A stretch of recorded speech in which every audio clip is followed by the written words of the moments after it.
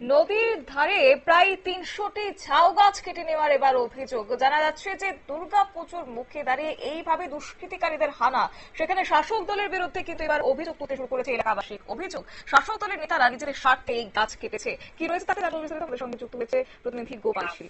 গোপাল, কি জানতে পারছো? দেখো, তোমাকে বলে রাখি, শারদীয় দুর্গা উৎসবের একদম প্রাক্কালে দক্ষিণ ২৪ পরগনা জেলার পাথরপ্রতিমা ব্লকের জিপ্লট গ্রাম পঞ্চায়েতের টডের বাজার অর্থাৎ গোবর্ধনপুর পোস্টাল থানা সংলগ্ন এলাকায় ১২ নম্বর ঘেরি দক্ষিণ সুরেন্দ্রগঞ্জ, সেখানে প্রায় ২০১৯ সালে প্রায় কয়েক হাজার কিন্তু ঝাউ গাছের চারা লাগানো হয়েছিল, যা ইতিমধ্যে আইনাবাদকে রক্ষা করছে, নদী বাঁধকে রক্ষা করছে।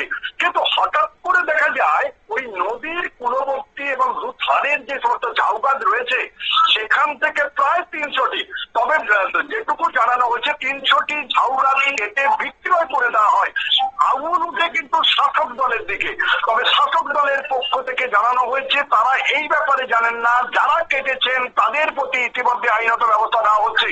কিন্তু একটা জিনিস এলাকার মানুষ বলছেন, ওখানে যিনি শাসক দলের বুথ সভাপতি আছেন তার নেতৃত্বে এই গাছগুলো কাটা হয়েছে।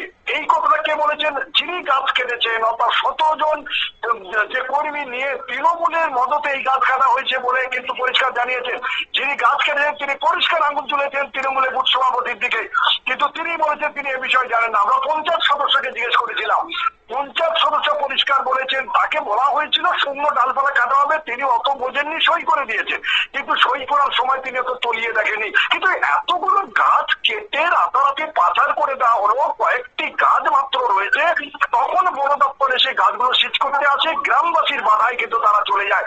তার দোষীদের শাস্তির দাবি তুলেছে এলাকার মানুষজন। ধন্যবাদ। বিক্ষোভকারীদের এই মুহূর্তে দাবি হচ্ছে ২০১৯ সালে শাসক দলের নেতৃত্ব ভাঙ্গন প্রবণ নদী বাঁধ রক্ষা করার জন্য আইলা বাঁধের ধারে হাজার হাজার ঝাউ গাছ লাগানো হয়, যা ইতিমধ্যেই মহিরুহের আকার ধারণ করেছে নদী বাঁধকে রক্ষা করতে। সেই গাছ এইভাবে কেটে নেওয়া হয়েছে, তাও আবার শাসক দলের ইন্ধনে।